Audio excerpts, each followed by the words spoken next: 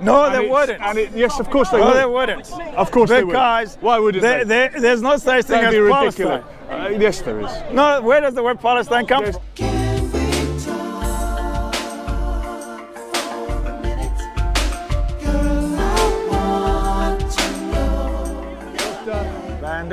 Dr. Vander, who is wearing a hat that says Israel, and you've got the EU flag and Israeli flags and Welsh flags.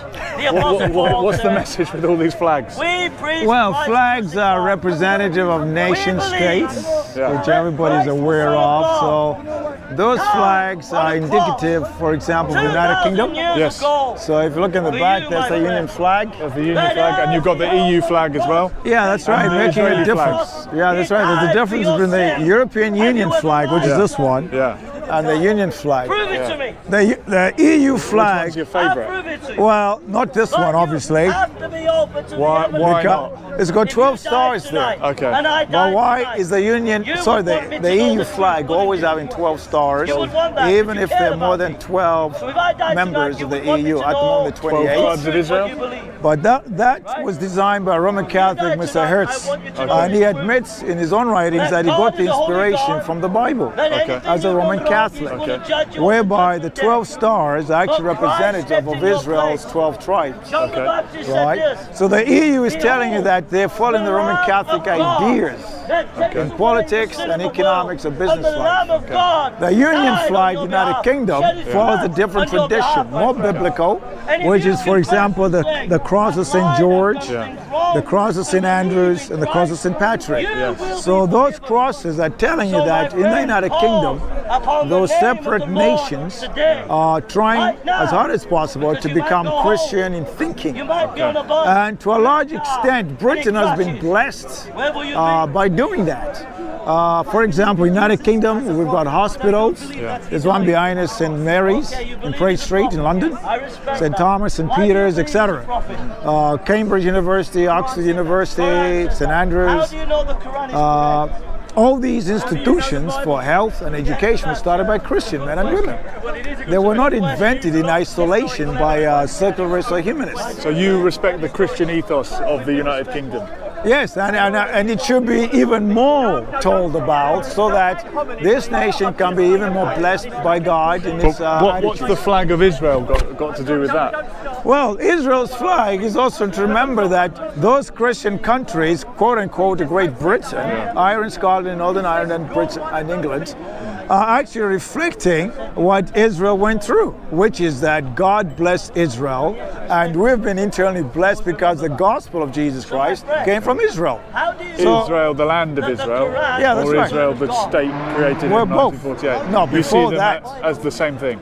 Well, the state of Israel from 1948 only came back as a state because in 1441 BC, that is when under Moses and Joshua, the state of Israel was actually came into being in the land of Canaan, became the land of Israel. So you're a supporter of the modern state of Israel? The British state, I would say, supported the creation of Israel with the Balfour Declaration for imperialist ambitions rather than any religious sense. They said at the time, we will create in the heart of the Middle East a loyal Ulster. And it's interesting that you've got a Ulster banner there, the flag they use for the north of Ireland.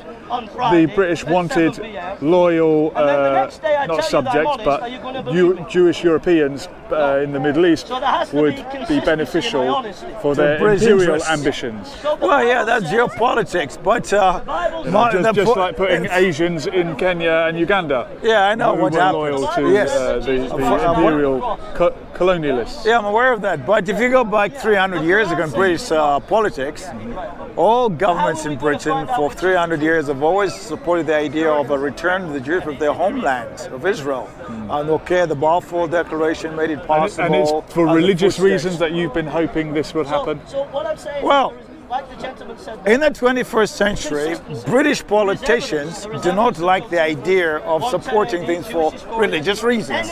But if you go back in history in Great Britain, right, go back 300 years ago under Cromwell and all the people that came after him, they had the general sense that if they want to be blessed by God and be on God's side, God-fearing, they should have the notion that, yes, it's a good idea for the Jewish people to go back to their own ancestral homeland, the land of Israel. Can I ask what religion you are? I'm a Christian. You're a Christian. Do you subscribe to any particular denomination, or you're just... No, you're just I'm just a born-again Christian. Okay, a Bible-believing Christian. Yeah, but you say, when a nation says Israel, they can support Israel or not. If they don't support Israel, that nation is doomed one way or the other. Do you not think that Holy Israel, the kingdom of David, etc., if it were ever to come back, would be a just kingdom that wouldn't ethnically cleanse people off the land, drive people out of their homes, destroy countless numbers of villages, and force people to live under a brutal military occupation? Well, Israel doesn't do that. Well, in the West Bank, there's an occupation. In Gaza, there's a siege. What about the East Bank? Who controls the West Bank? The West Bank is occupied by Israel. And who controls the East Bank? You're talking about the Kingdom of Jordan. So in other words, the Kingdom of Jordan is allowed to control the East Bank, but Israel proper is not allowed to control the West Bank. Well, the international community agrees that the occupation is illegal. Well, what occupation? The occupation since 1967, where civilian population has been transplanted into that land, which is a war crime, and live in segregated. Let me get this straight, right? What about the Jewish refugees who were kicked out of the Arab world? Almost 2 million. Yeah. Why is it that nobody wants to talk about them? I'm happy to talk about them. And right. If they wanted to go home to Yemen or Morocco or Iraq, the first people to support that idea would be the Palestinian people. No, they wouldn't. Yes, of course they would. No, they wouldn't. Of course they would. Because why wouldn't they? There's no such thing as Palestine. Yes, there is. No, where does the word Palestine come from? What's the town called Haifa? Does that exist? That's a Jewish town. Does Galilee exist? Yes, that's a town. Does Jaffa exist? Yes, those are Jewish names. It doesn't matter what you call it. No, be careful. From there are from there. No, the people from be Haifa very are careful. from Haifa. Be very the careful. People from Nazareth are from Nazareth. Whether it was Assyria, Syria, the British Mandate, the Ottoman Empire, the Roman Empire, Judea and Samaria, whatever you want to call it, it doesn't matter. Yes, it does matter. The early Zionists on their poster said, "Help him build Palestine." What is in a word? The land is the land. Where does the word Palestine come from? The Romans invented the word. It's the Philistines. Why? It's the Philistines. Why? Because the Philistines lived there and they were replacing the Jews at some point. No, they didn't. You can call it. No, you have to be very careful, my friend. You have to look at the history of the dynamics here, right? The word Palestine originated by Emperor Hadrian 135 AD, right? Why did he select this word? For a very simple reason. He hated the Jewish notion of independence away from Rome, okay? The Jewish people had fought two major wars, one in 69-70 AD, right, when General Titus, the Roman general, went and destroyed the city of Jerusalem. The Jewish people felt devastated because the temple was destroyed. 65 years later, Bar Kokhba rose up and unified the Jews again to fight against Rome. So this time, the Emperor Hadrian says, right, I'm fed up with these rebellious Jewish people. They don't like our Roman Empire. Yeah, because you occupy the Jewish land. So what he did were two things. One, he renamed the whole land, whole Palestina. Okay, so it's only been 2,000 years. Now, the word Palestina originated from the ancient Philistines. Who were seafaring people that came from Crete. No, they did not. Where did they come from? They did not. The Philistines were originally Africans from next door to Egypt, okay? Oh, right. Yes. These guys were Hamitic, not Shemitic, right? There's a very big difference. Oh, the curse of Ham. Are they cursed? No, I didn't say that. You're bringing that up. I didn't, okay? The Philistines were already gone. At the time of the Lord Jesus' arrival, there were no Philistines anywhere in the world, right? Just like there were no Amalekites or Kenzites or Perizzites or any other countries, okay? They're already gone. Today, for example, 21st century, you cannot point out and say that's a Babylonian. No, okay. They don't exist, okay? That's what happens to nations. Sometimes people you can say there's an Israelite. Now, Emperor Hadrian, for propaganda reasons, renamed the land of the Palestinians, right? But what is interesting is this. The Jews rose up against Rome, but not a single Arab did that. What year are we talking? 135 AD. Well, there weren't. And in fact, my friend, from 135 AD until 1948, right, when it was the Ottoman Empire, which ruled the land for 430 in 135, years. it wasn't right? an Arab region. Ah, let me get this straight, right? The Jews defend their homeland against Rome's power. They get crushed by Rome.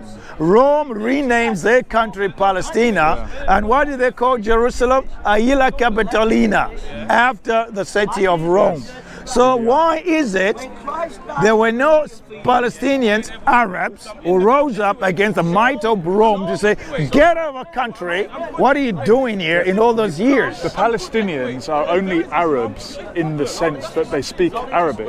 Oh, but they're Arabs. I've got no problems with An that. Arab is somebody who speaks Arabic, and Arabs in Sudan are very different from Arabs in Morocco, Arabs in Iraq, Arabs in Palestine. Palestine is a multi-ethnic, diverse region with Jewish people, Christian No, it's people. not. Yes, it the is. word Palestine is Roman. So, we're Greeks. There are Circassians, Druze, Bedouins, Arameans, Christians, Assyrian Christians. those are citizens of Israel. There's Sephardic Jews, there's Mizrahi Jews, there's Beta Israel, the so-called Falasha. There are many, many different ethnic and religious groups in the land from river to sea, whether you call it Israel or Palestine. But it's not Palestine, Okay, you're Roman. Look, you're not Roman. well, exactly. Why is it? Because Zionism was Jewish nationalism, like all the nationalists of But the God 20th is a century. Zionist. God is a Zionist. That's right, because God says, I've set in Zion. God is not only a Zionist, he's an estate agent. Yes, he is actually. He's an estate agent. God owns all the world. Okay. Don't you know that? God controls the whole planet. Okay. It's his but land. In the modern day, right. Okay. so we Do you agree? we have to live together. Do you agree that God owns the whole world? It's his property, right? Because if God is the landowner of the whole planet that he created, as a good landlord, he can evict bad tenants. Yes, he can. Just wipe them out with floods. Yes, God did destroy the world by, remember Noah's flood? Yes, I remember it well. Why do you think there's a rainbow in the sky? Gay pride? No. I don't know. Because God said, I'll not destroy the world by flood any longer, but by fire next time. Okay? So you have to be very careful of those things. The rainbow is God's promise, never destroy the planet by flood. But the point is, God is the landlord of the whole planet. Right? So even we are Zionist tenants. We are tenants. Theodore Herzl and his friends were atheistic nationalist Jews. They didn't believe in God. God can use anyone. But God works in mysterious ways. Well, do you remember King Cyrus of Babylon? Yes. Right, he wasn't Jewish, was he? No, he was Persian. Persian, right? Yeah. God used that pagan guy to do God's bidding, okay? So God can use even pagans to do God's will. Are there any other pagans God's been using lately? Tony Blair? Do you believe in God? George Bush? I'm open-minded. You're open-minded, okay, fair enough. But God can use anyone, because God is sovereign. So we have to be very careful, because we say, hang on. Ways. He can use the Ulster banner, the EU God can flag. use anybody. He can use anything he wants. Right, God can use anybody. But the land of Israel belongs to the Israelites because God gave that as a covenant for them. They're the ones who wrestled with God, yeah? Israel. No, Jacob did. Okay, no, that's what Israel means. Wrestled with God. No, it actually means a prince under God. Yeah? I think it means wrestle with God. No, it's not just wrestling. Yaakov was wrestling with God. Jacob, and God one that was holding his heel, Jacob, his follower. Yeah, but he's called Yaakov. Okay, because God said, from now on, your name is no longer Yaakov, but Israel, because you're blessed of God. And Ishmael, therefore, God listened. Yeah, God listened. God will hear it. Yeah, but the Ishmaelites are not Arabs, by the way. No. Okay, just in case people think so. They're not. God blessed them as well, anyway, because of the sake of Hagar. Okay. But the point is, Hagar, not ego. I hope God. But the land of Israel belongs to the Jewish nation. It's theirs. The word Palestine is Roman. So why do Arabs who are proud of their Arab heritage adapt a Roman word from Europe? Even the Zionists don't call the West Bank Israel, it's Judea and Samaria. That's right. And they weren't sure what they were going to call the country until the eve of 1948. And their posters said, help him build Palestine. I know that word offends you.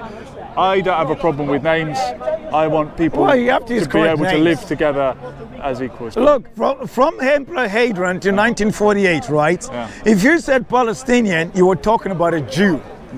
You were not talking about Arabs. But look, because until 1967... What about a Samaritan, a good Samaritan? Samaritans they're are Samaritans. Israelites. Yeah, fine. They're also Palestinians. I've met them in their village. What do you mean Palestinians? Are you saying they're Arabs? I'm not saying that, Then because what? not all Palestinians are Arabs. Thank you. So why are you using a word that doesn't mean anything? Because Arab means a speaker of the Arabic language. Well, you can say you have an Arab culture because your mother, your father, the Arabs etc. in North Africa are Berbers who adopted the Arab language. Yeah. The Arabs in Palestine will be Jews, Christians, Arameans, Assyrians, Kurdish people even, who adopted the Arab language. It's just the lingua franca at the time. Jesus spoke Aramaic. No, he did not. He spoke Hebrew. He spoke Hebrew, Greek, and Aramaic. No, Jesus spoke Greek, Latin, and Hebrew. You don't believe that Jesus spoke Aramaic? He could have if he wanted to, but he didn't. But he didn't. We know from archaeology that the language, the common language of Jews in the first century Israel was Hebrew. Hebrew and Arabic. Even the synagogues are cousin languages. Yeah, but that's beside the point. There may be sister cousin, the Semitic language. You'll probably pick the other one. Yeah, but it's not quickly. Aramaic, okay? It's Hebrew, proper Hebrew. Man, you like your work. Doctor, I really appreciate you taking time to speak to me. You're more welcome. I appreciate your passion. I hope we do it again. Okay. Thank you. You take care. Shalom.